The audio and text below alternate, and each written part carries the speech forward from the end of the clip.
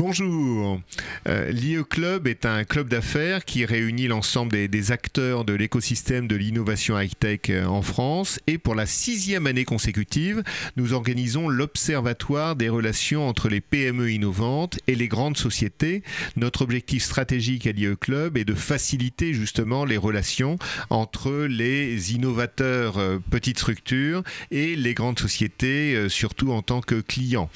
Nous avons avec nous maintenant les sociétés Tadeo en tant que PME innovante et Thales en tant que client de la société Tadeo, et il est intéressant que vous nous expliquiez, s'il vous plaît, comment vous êtes parvenu à travailler concrètement, à faire ce deal avec Thales.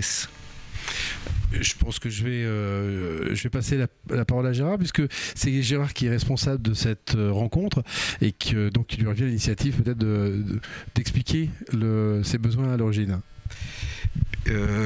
Bien, merci Hervé.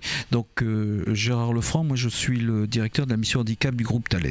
Et la rencontre, à peu près comme toutes les rencontres qui donnent des résultats, elle a été tout à fait inopinée, fortuite. Et donc dans un colloque, on s'est rencontrés. J'ai été très attiré parce que Tadeo avait mis en place sur l'interprétation en général et notamment sur la langue des signes en ce qui concerne les personnes sourdes, parce que le besoin qui se faisait sentir en entreprise, notamment chez Thales, c'était l'insertion professionnelle des personnes sourdes s'exprimant oralement ou en langue des signes et leur évolution de carrière professionnelle. Tout de suite, j'ai été attiré par ce concept, et puis derrière le concept, il y a forcément une entreprise et un homme. Et cette rencontre, elle s'est fait comme on fait toujours après en entreprise, c'est venez donc me voir dans mon bureau à tel jour, à telle heure, et puis nous allons discuter du projet. Et c'est là que sur des valeurs de business, mais aussi des valeurs sociétales, on a pu se rencontrer pour essayer de travailler ensemble, et mettre en place ce projet. Gérard, de votre côté, avez-vous déjà travaillé avec d'autres grandes entreprises, et de façon générale, comment faites-vous en tant que petite structure pour travailler avec des grandes entreprises, avec des grandes sociétés? Alors, c'est vrai que conceptuellement, la PME et le grand groupe, c'est deux choses différentes. On a effectivement les grands, les petits. Aujourd'hui, certains diraient les rapides et les lents. On a aussi d'autres conceptions de l'approche. On ne gère pas de budget, on gère la trésorerie, on gère des résultats immédiats et non pas des résultats reportés. Donc, le concept de l'entreprise est fondamentalement différent entre la PME et le grand groupe. Et la demande de Gérard, quand elle a été faite à l'origine, était effectivement, de mon côté, imprégné bien évidemment de mes motivations de manager de PME, à savoir qu'on n'a pas les mêmes indicateurs, on ne suit pas les mêmes indicateurs, et l'objectif était qu'ensemble on trouve des solutions pour que tout le monde y trouve son compte à l'arrivée. Moi, parce que je trouvais que le projet sur un plan intellectuel effectivement avait des valeurs qui réellement m'intéressaient, mais il fallait malgré tout que dans le cadre d'une gestion normale de PME, d'entreprise, ça satisfasse un certain nombre de conditions. Et là par contre effectivement le rapprochement s'est fait plutôt même bien, contrairement à ce qu'on aurait pu imaginer. Et une de mes craintes, c'est que moi je suis depuis 17 ou 18 ans toujours patron de ma PME. Quand on est dans un grand groupe, on peut aussi avoir affaire à des gens qui tournent, ce qui normalement est tout à fait régulier. C'est-à-dire qu'on est 2 ans ou 3 ans sur un poste grand maximum et on en occupe un autre. Donc du coup, d'avoir un risque d'avoir des interlocuteurs qui changent régulièrement pouvait aussi amener un risque potentiellement à la suite du projet.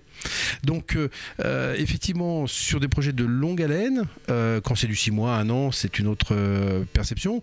Quand c'est effectivement sur plusieurs années, il faut en tenir compte pour voir un peu comment les évolutions pourront être maîtrisées, et est-ce que les rapports seront toujours les mêmes, parce que le grand groupe, malheureusement, c'est pas toujours l'individu. Oui. L'individu peut changer, oui. Ce qui est moins le cas dans la PME. Merci beaucoup pour ces éclairages. Maintenant, ce qui nous intéresse, c'est à partir de votre expérience, des leçons que vous avez pu tirer, quelles seraient vos recommandations, vos souhaits pour justement faciliter, fluidifier les relations entre les PME innovantes et les grandes entreprises pour que l'innovation globalement se porte mieux en France grâce à ces acteurs différents? De mon côté, PME, je passerai après à Gérard pour sa vision.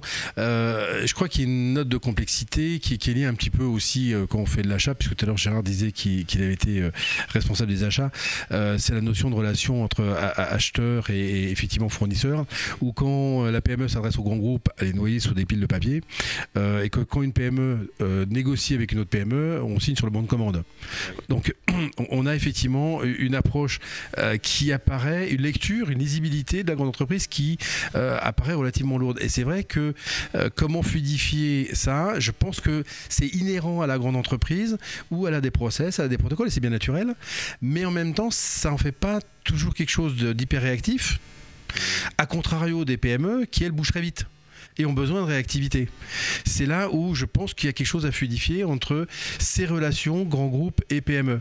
Nous, ça pas été nécessairement notre cas parce que effectivement Gérard et comme les autres partenaires de ce projet grandes entreprises ont une autonomie dans leur gestion malgré tout et leur permettent de pouvoir effectivement actionner le levier assez rapidement, même si encore une fois les délais de paiement etc peuvent être relativement longs, mais la réactivité était présente. C'est pas nécessairement vrai dans les cas traditionnels, je pense. Très bien. Merci. Voilà. Alors, en complément de ce que dit Hervé, je crois qu'il est important de rajouter quelques points. D'abord, si on veut fluidifier la relation entre les PME et les grandes entreprises, il faut que les gens se connaissent. Il faut qu'il y ait et dans ce que disait Hervé, je rajouterais simplement que la PME doit aussi essayer de comprendre comment vit la grande entreprise. Sur ce projet, ça a été très exemplaire. Par exemple, une entreprise comme Thales, elle a besoin d'être sécurisée sur les développements qui vont être mis en place. Elle a besoin de faire des audits sur les parties techniques pour voir si ça... Alors on peut faire confiance, mais c'est mieux quand on l'a vu au travers d'un process et qu'on est arrivé à le montrer noir sur blanc. C'est mieux aussi quand, comme l'a fait Hervé, il accepte qu'un chef de projet de Thales vienne avec lui, travailler sur le projet, il travaille encore pour pouvoir sécuriser ses développements.